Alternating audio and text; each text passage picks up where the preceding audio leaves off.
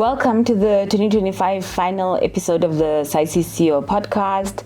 Today we are joined by a very special guest, and I'm hoping we'll also have a very special conversation with our outgoing 2025 President, Mr. Frederick Slabbert. He has really played a pivotal role in shaping our institution, in setting the vision for the institution and ensuring that we have even greater support from our external stakeholders in the way that we do our business at SAICE. So welcome, Mr. President. Thank you very much, Madam CEO.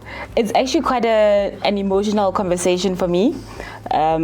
When I think back of, your last 12 months and the fact that it's your last week, I can't believe it actually.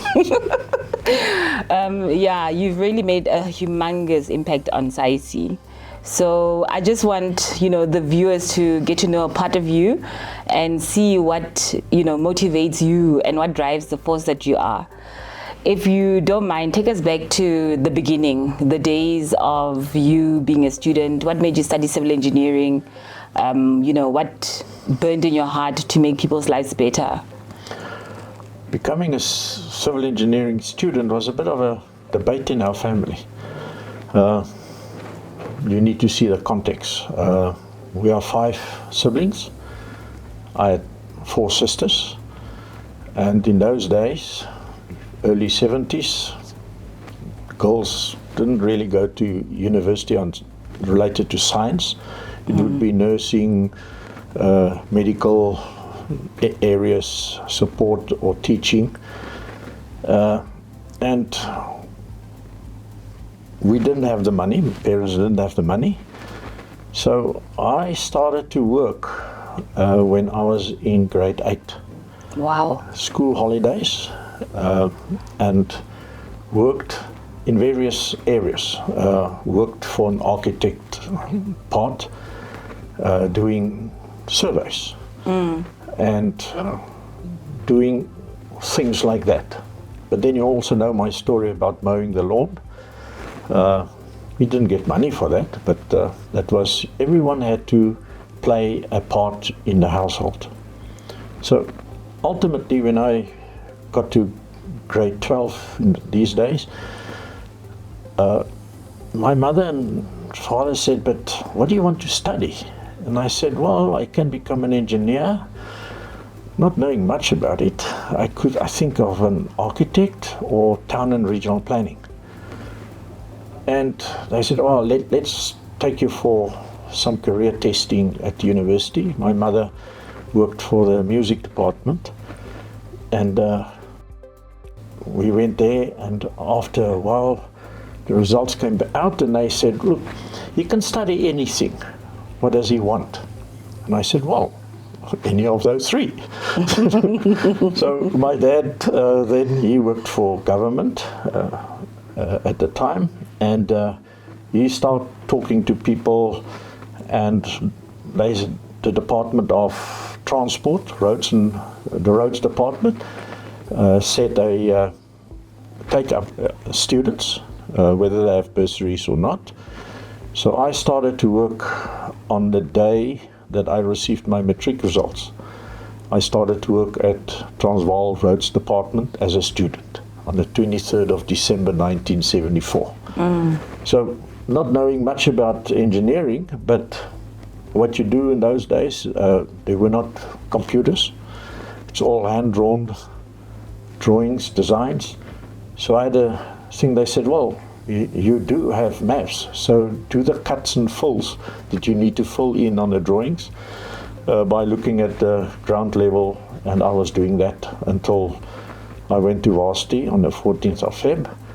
But by that time I had enough money to pay for the first semester. So it is a bigger hand that made me do this. I went then every holiday, April, July, or whatever, I could just give them a 2-week warning, and I would arrive and I would be guided as a student under very senior people. The head of structures, the head of geometric design, the head of urban planning, transport integration, the head of construction, all of those people, we sat in the same room. So that played a massive role in how I see senior people and how I know I should engage with them. Because you must remember, in those days, anyone 2 ranks higher than you was meneer. Meneer. Okay, things like that. So ultimately, when I reached 3rd year, I got a bursary from them. And you were paying yourself the first 2 years? After that, I've paid myself, and at every holiday, after payday, I would buy all the siblings and my parents. Oh, so there was also white tax. Just a little thing. Okay, not just black tax. Yeah, okay. so it was a special time in my life. And through that, I learned to be an engineer way before before I was an engineer. And in those days, we had to do military service. That's something else. We've been married, Joey and I knew she was pregnant, and she wrote then, while I was doing military service, way out of home, a letter, and says she's really not coping well. So the captain called me in, and he said, well, what's wrong at home? I said, well, how do I know? Remember, no cell phones. Somebody sent a letter. So they sent me back to Pretoria, and I started to work at the Quartermaster General, designing military bases, doing maintenance on existing military bases across the country in Namibia. But on the first day that I arrived there was a Colonel Esposta, professional engineer, very strong person. And he said, well, Sapper, you need to just write on this drawing sheet the alphabet, A, B, C, and then we will see. So at tea time, when he arrived back, I had filled that whole sheet with the ABC, because remember, we either stencil or write by hand.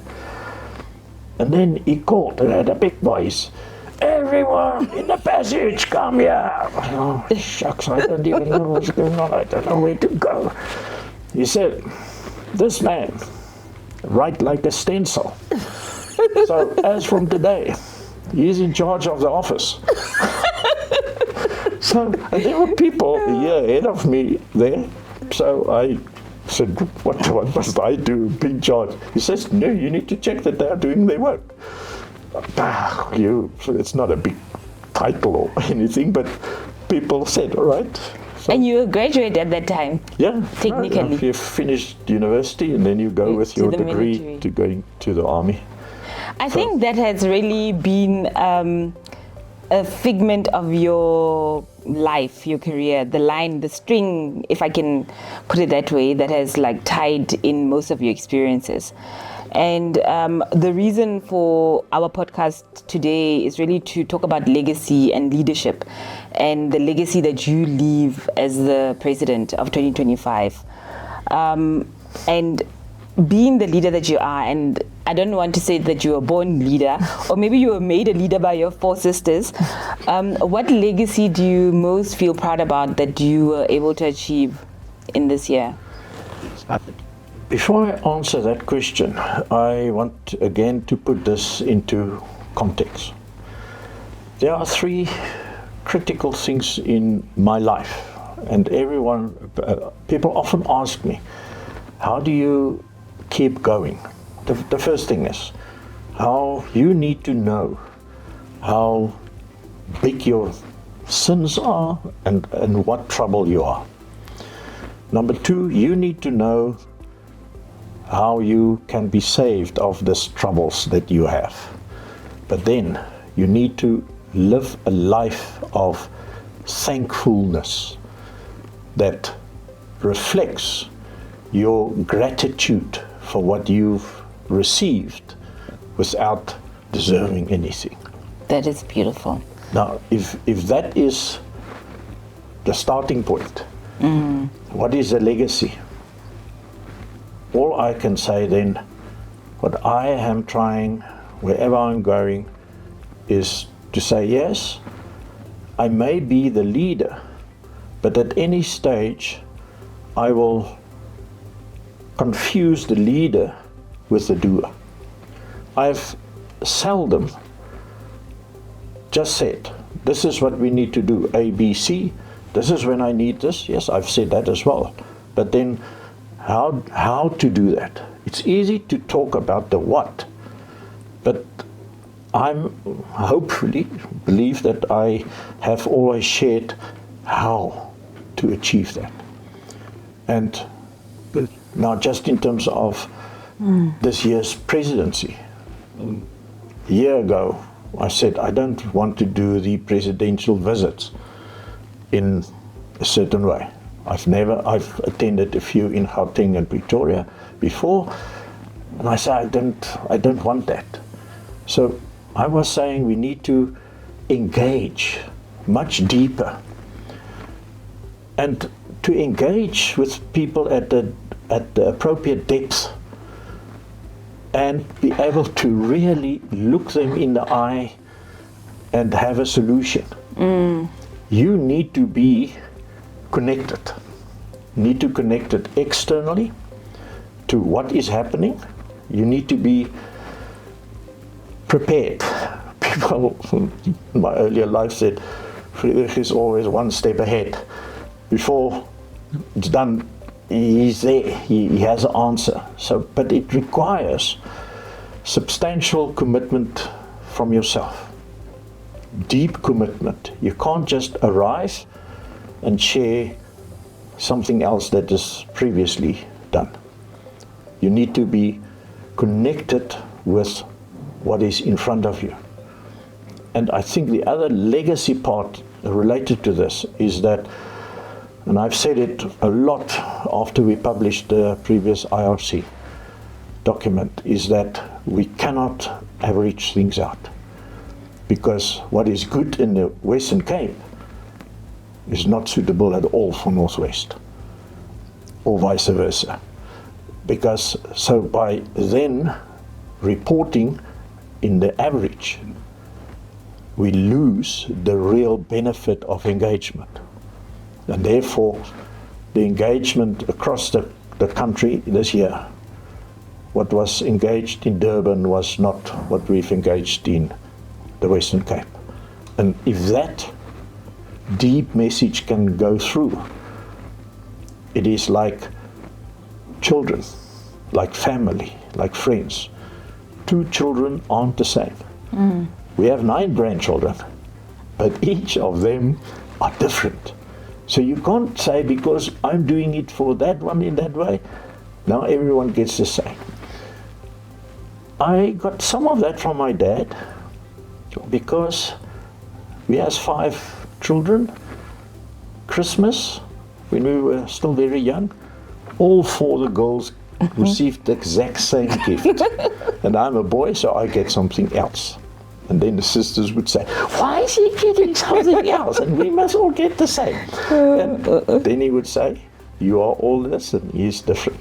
So although that is the same, but that is a very narrow grouping. So that could be seen as a branch. It is a division, a topic. It's close-knit.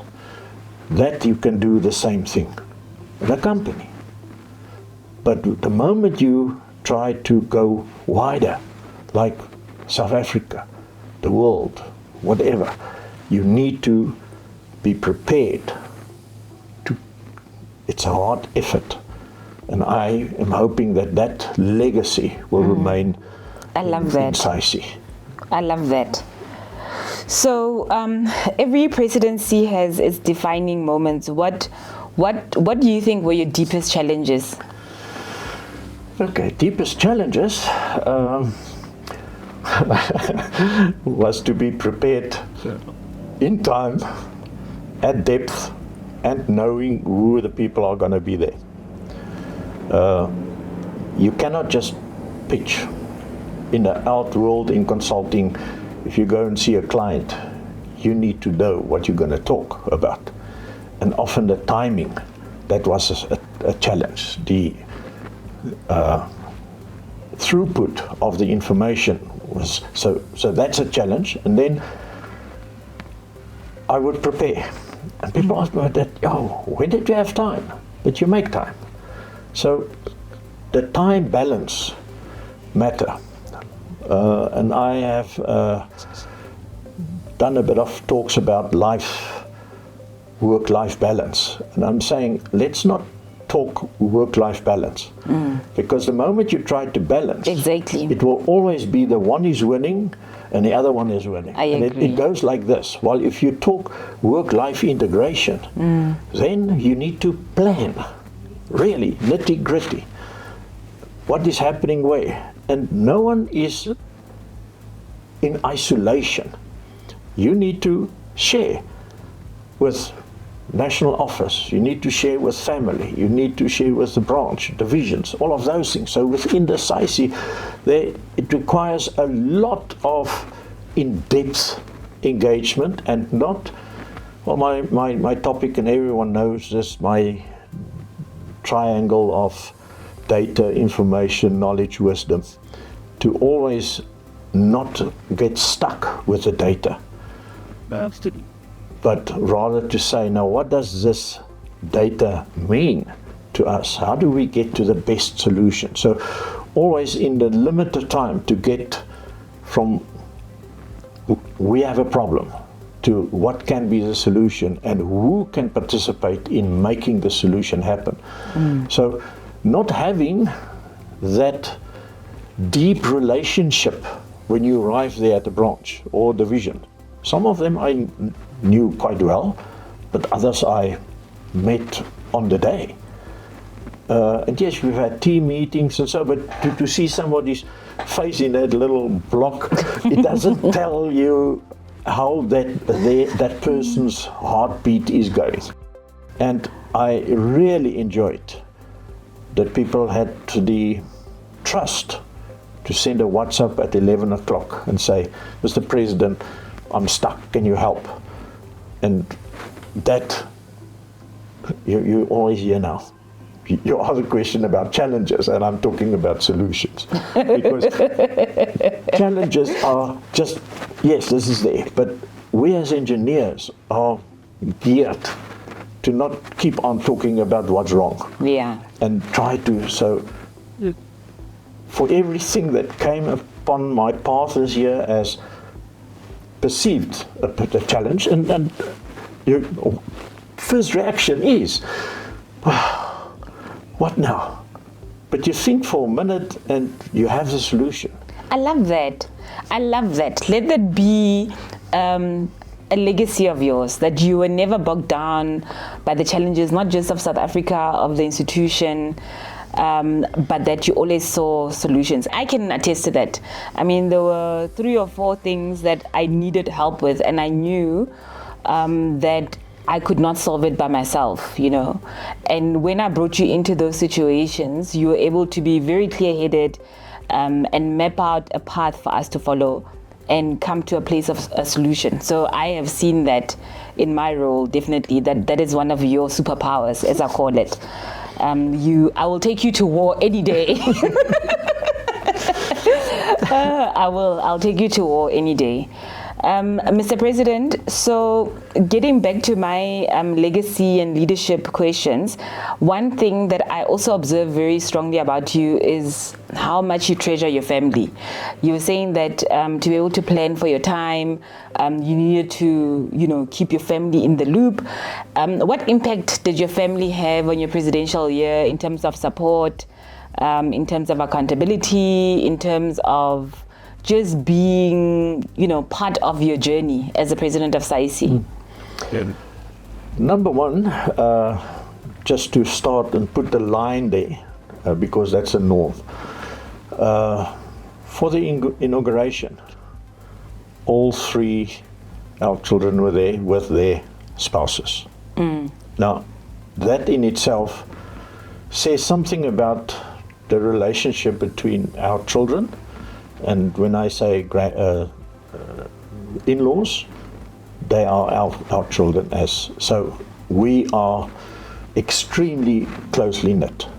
The reason for that is that we have really, from a very young age, we've traveled together, as children, when there's a new boyfriend or girlfriend in a family, they would go with us on holiday, things like that. So we really treasured that togetherness. Now, on that day, each of them, and they said, no, they're not going to participate in that video. The only one that immediately said yes is our son, oldest.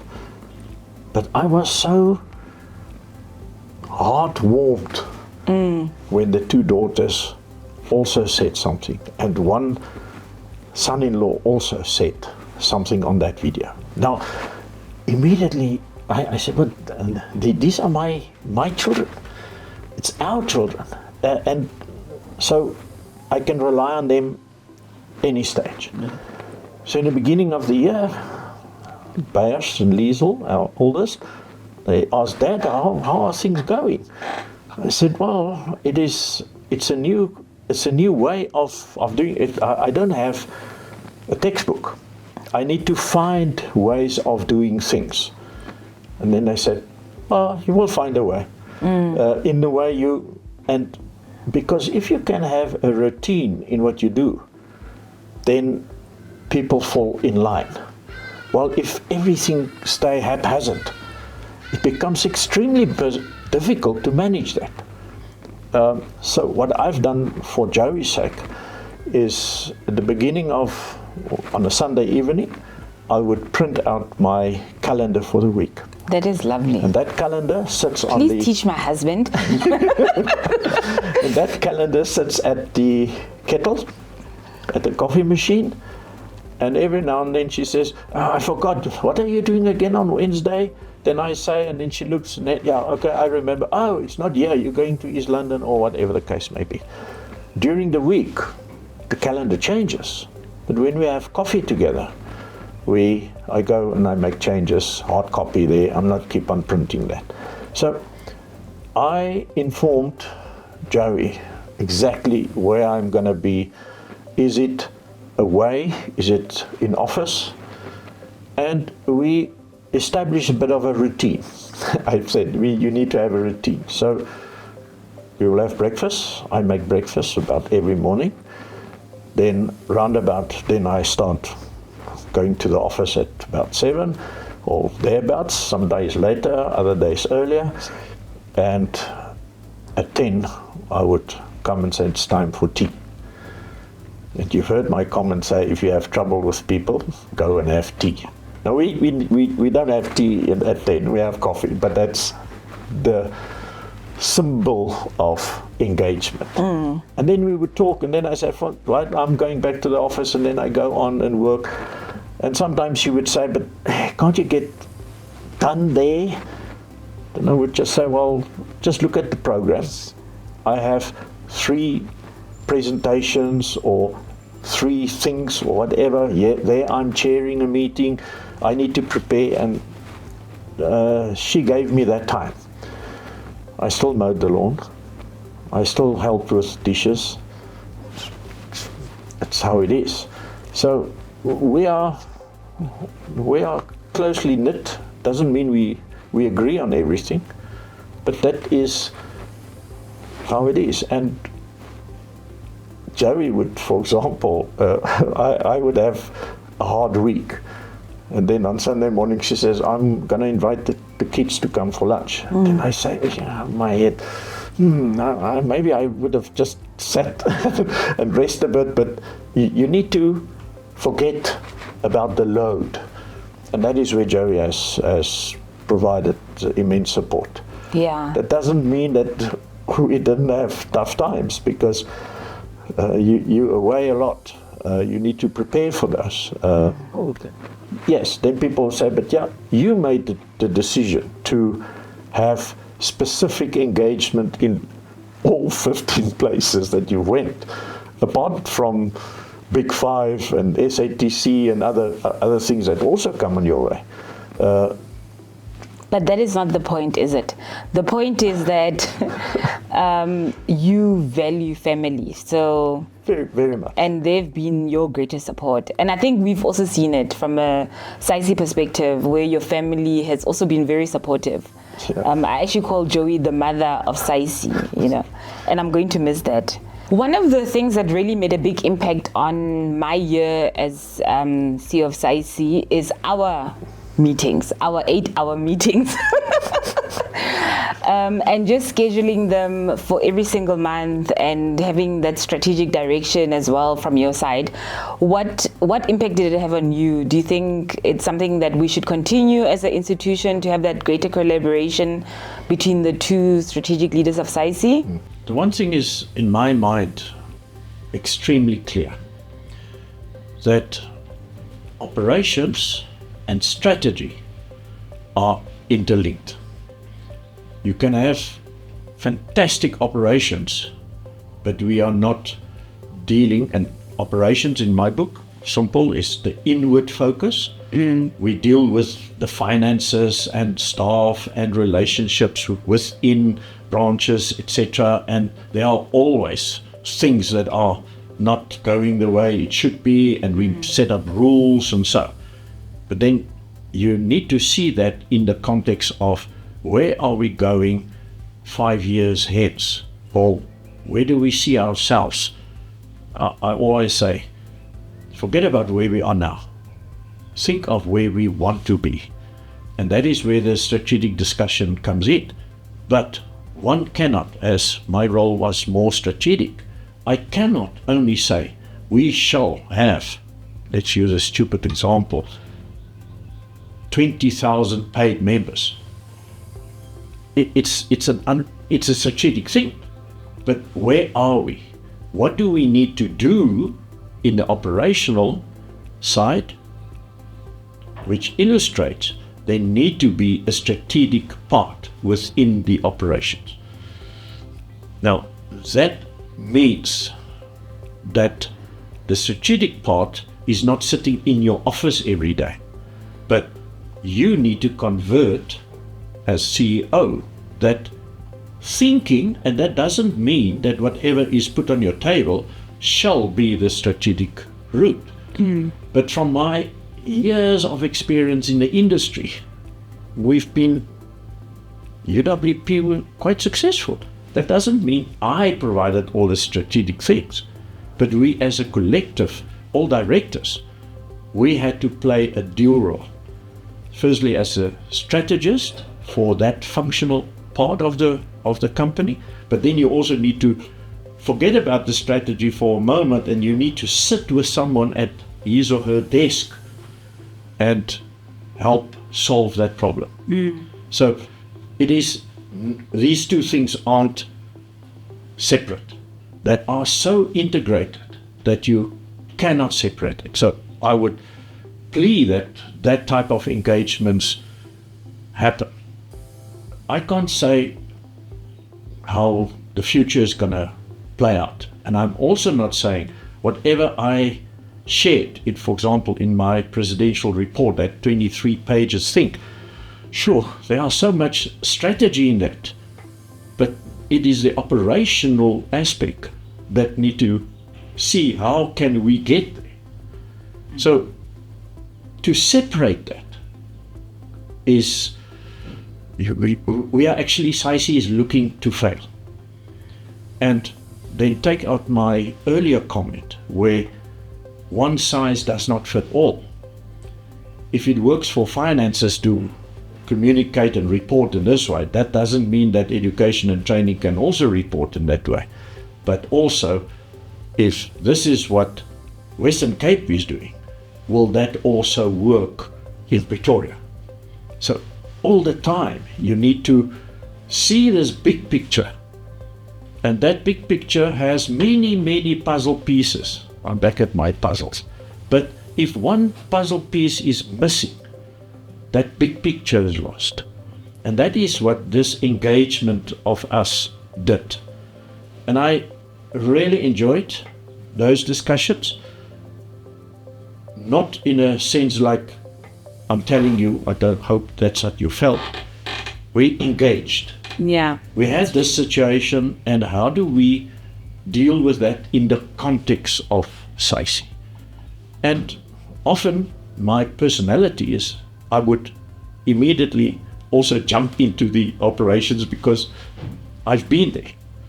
And it is your pleasure to perform that.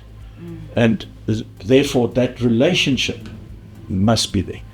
What I have missed, and I've asked for that, and that's not your problem, I've asked that we have more with the office bearers, more deeper engagement.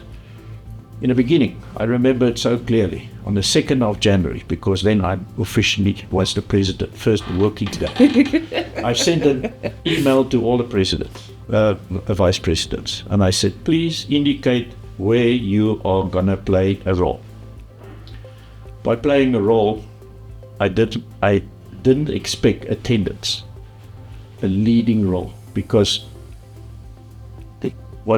in this context, the president alone cannot be the strategic visionary, so to speak. The CEO alone cannot do that. We need, from a voluntary perspective, president, vice presidents to lead stronger, and we need to have the chairpersons of branches and divisions to know what we have thought is best for SAICE. And I think I've said some of that in my branch, my presidential report, that we need to find a way. That in itself will require a bit of a deeper engagement, which illustrates that we have to do that. It is to do your job is lekker. There's no better word. You need to think, how do we solve this problem in Algoa? How do we solve this problem in transport? How do we solve the problem within the structures? How do we engage stronger with people that ask you, but what is SAICE's worth? So you have the supporters and the non-supporters. So in all of those, you need to have deeper engagement. And I hope that this engagement that we've started this year can be part of a bit of a legacy of SAICE who can, and I always say that the bus will run over me any day. And then who will take over that role? And therefore, we have to share our knowledge. I love that. That's all there are just two things. And I've said it a few times during engagements. There are two things. And later on, I thought that there's something else. Two things that if you share it, it becomes more. The one is knowledge. Second one is love. And I've realized these days, recently, I said, but what about passion? If you have someone who really just puts in 200%, then people are saying, hey, but I also need to at least try for 80%. So I love that, because I think one of the legacies about you is, in the old book, they talked about this prophet who spoke life over dry bones. Yeah. And when you come with your passion and you are enthused and you are in your purpose, you can breathe life into dry bones, and people can catch that, I've seen that in branch engagement. I've seen it. Ask Sibo and Tabaling in particular. We've battled to get a meeting set up. And then when we have the meeting set up, I ask, okay, so what is the topic that you want to discuss? No, we haven't thought of it. So we have a discussion on that. And that, the hope was that we should listen and then prepare. But then we didn't get that. So how do we blow the air of passion and knowledge and love and show? And that's when one evening I received a message at 11 o'clock and say, Mr. President, thank you for what you didn't shout at me because I couldn't do that. You just kept on pushing. I'm actually hoping that while I'm running, and people are always saying, Friedrich, go slower. And I know I must go slower. But that slipstream that you create, that you pull through that, and that is where I realized then that passion is actually this creating a slipstream. You can have how much love, but if people aren't moving, you can share how much knowledge, but if they're not moving, the passion will move people. And that's what I'm hope. Well, I didn't have it as a to-do list item. It was just Who you are. That's who I am. It just happened in that way. I've had it a few times this year. I heard the comment. I heard it when I ended my term as chair of transport. People are saying, Friedrich, you have set the bar too high. And how do we reach that? So the answer is very simple. You commit. And through commitment, you will find more time. And it will grow on you. And yeah, if you, that is breathing life in dead bones. But I also think it's really you. I think it's one of the gifts, God-given gifts that you possess. And perhaps for a season, this institution needed someone to come and breathe life into dead bones, you know. I think it's actually quite I don't want to say a prophetic thing that the institution needed, but there was a time and there was a season that needed Meneer Friedrich Slabet to be the president of SAICE, to reawaken us and remind us of who we are and what we can be. So now we've got about a month left with you, and this week you're actually handing over the baton. You actually physically hand over your medal. What hopes do you hold for SAICE? What do you want SAICE to be like in the next 5 or 10 years when you finally get to retire? There are 3 things, and that is not what I'm going to ask Chris on Thursday. But 3 things what I am hoping for. The first one is we must play this advocacy role much, much stronger. Now, if you now think of the advocacy role, yes, we have the advocacy committee, you and me and maybe 1 or 2 of the vice presidents, some leaders, topic leaders. It's way too little. We need to have that in every branch, someone, and if we don't have that in a branch, then it leads me to the next matter. The people in the branches, in the committees in particular, and divisions need to have that appropriate knowledge. And it's not only knowledge, it's this passion to be able to walk to a client and say, I've seen this, and how do we see how we fix it? So, number 1, the advocacy part. We can do much more. But to do that, our knowledge in our members need to be top-notch. They need to know the best of the best. Now they say, but Friedrich, your bar is high. Yes, that's true. I'm not saying that everyone will, and all branches and all divisions will get there equally fast. When we do the assessment of performance of branches and divisions, then if you don't even submit a nomination or submit your document for be considered for an award, then actually you're telling me that you don't think you did enough. Okay, so that is what we need to really work on. And then the last thing about it, and we've spoken about it 2 weeks ago under ethics, we have to have that strong flag, a pole in the rough sea that is still floating, that ethics must always be there. So if we can keep those 3 things extremely strong, Now, immediately it's a bit of a strategic discussion. How do we do that? Let's look at members older than 40, because they should have the knowledge. They should be able to talk about their knowledge, and they should be able to differentiate between what is right and what's wrong. And now if we look at those members and not include the members older than 65, then we have 2,000 or 3,000 members. But if we have 3,000 members, but you're going to hear something from me on Thursday where I've said, if one voice can talk, we may have two. And if two can talk, we may have four. Now if we have 3,000, then we should be able to do more or achieve more.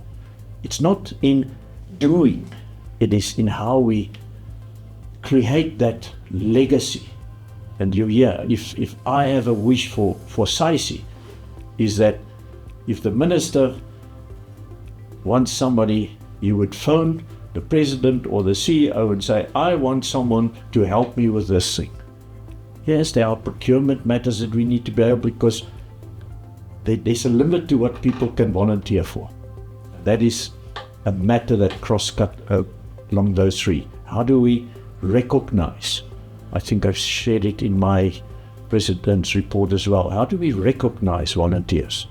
We have to do more, because the more we recognize them, the more they will do. It's not, I'm sorry, I'm using myself as an example. Let me say why I'm doing so much volunteering, because I think that's where I started. I know how bad I am, and nothing that I have, I deserve it.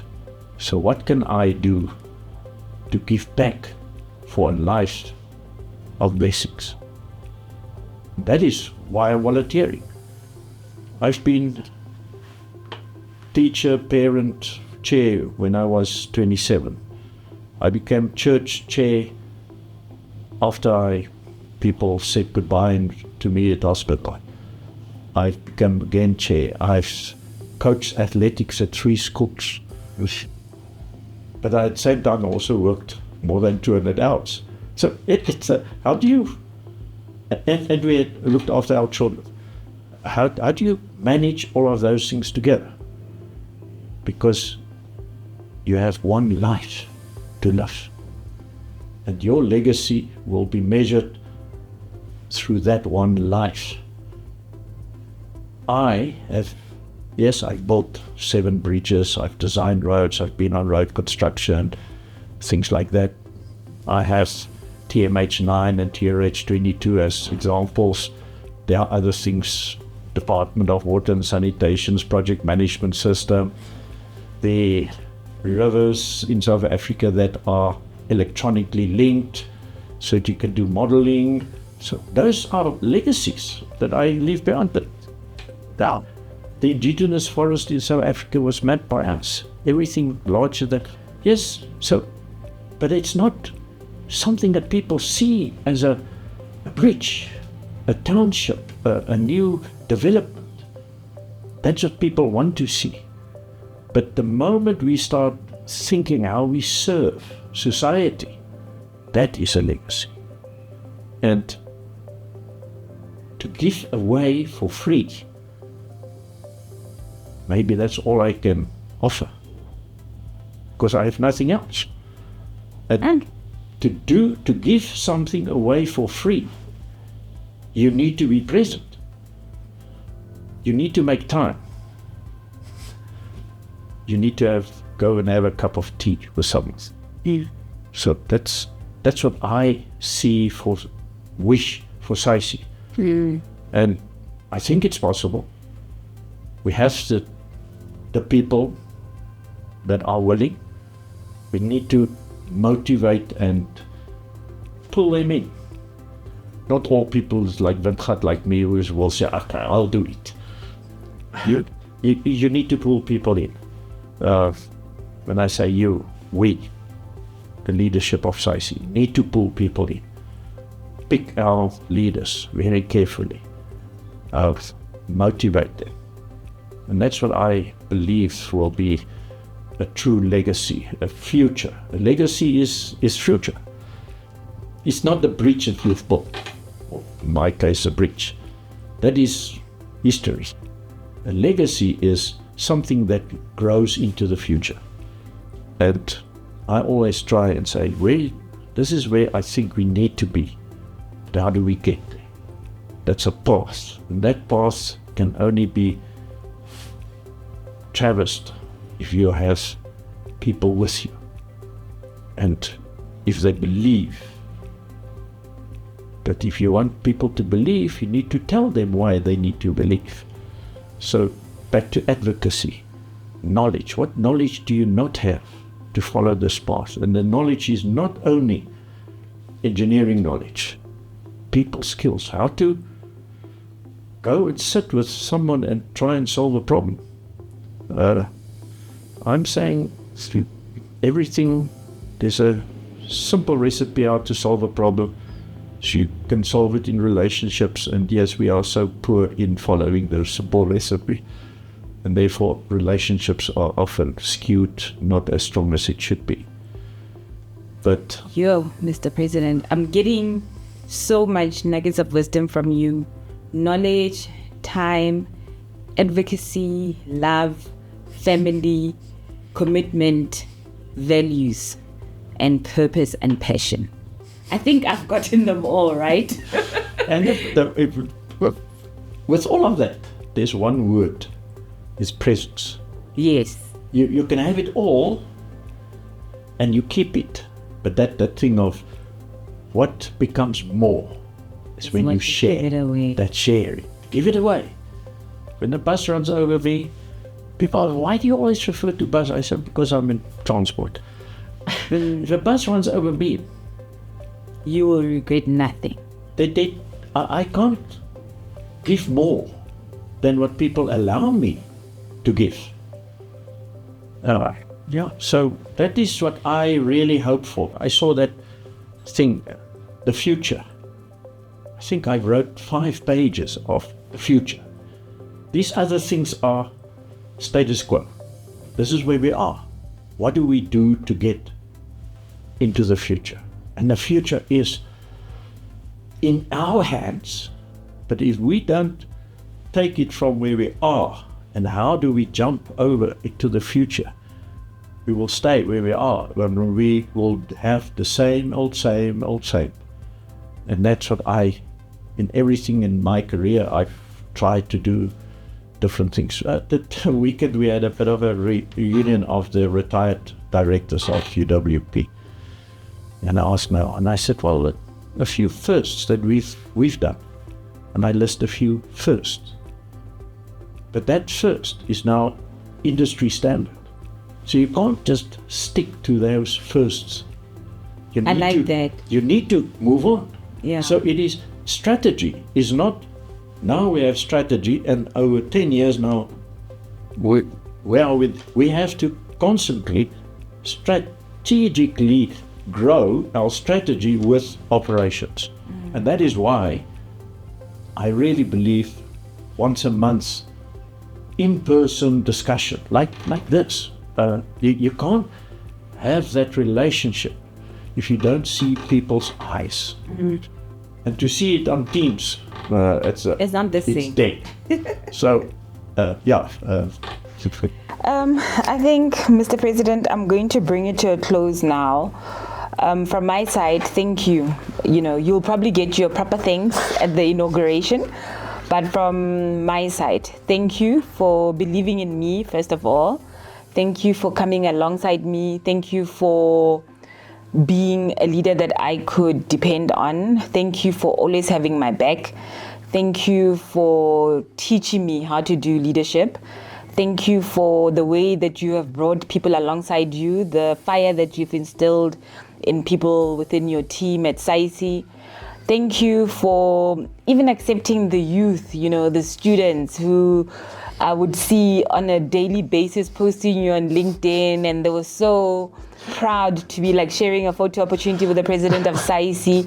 Thank you for the trips we've made together, going to Africa, and you'd be the only person there of a pale color, and it would not bother you. You would even come out leading that committee and everyone would know you, you know.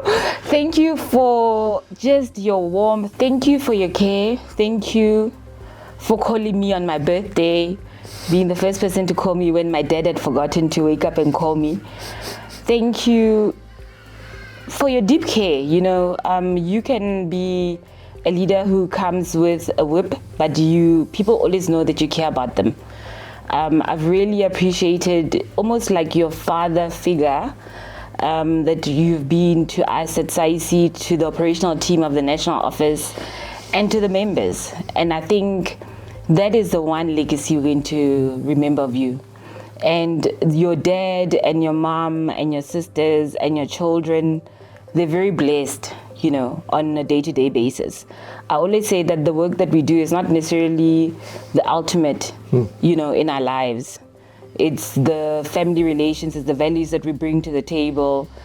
It's those things, those moments that are not seen when you're struggling and Joey's there to hold you up, when you are tired and your grandchildren are like playing all over you. I mean, I remember calling you when there were some tragic moments in SAICE on a Sunday, and I could hear the children making a noise at the background because you had a family braai or something of that sort. But basically what I want to say is thank you for your dedication. You have always been there. I knew I could depend on you, and you have never let me down. And so it's quite personal for me I know I will not see you go. I know your passion is not going to stop. But thank you that I got to witness the impact that your presidential year has done. And I actually cannot believe that December. I can't believe how quickly it went, you know. And the impact that you've had on our members, on our profession, the vision that you've brought to SAICE, the vision that you want us to have in future, and the impact that we need to have on the industry. I mean, there's still a lot that we're going to do, hashtag credentialing, for instance, within the industry. But from my side, I really want to honor you. If I don't get this opportunity to do so, I do want to honor you in front of everyone who will be listening to this podcast. And thank you as well for just being a leader that I can look up to, and the support that I never had. I never had the support. So please receive it. I know you like to give advice, but receive the love back. Receive the gratitude back. Receive the honor from all of us as we give it to you, because you've been very deserving of it. Thank you, Miss. I am serving. So that is it for the year. Thank you so much, listeners, for joining us today, and not just for today, but the entire year.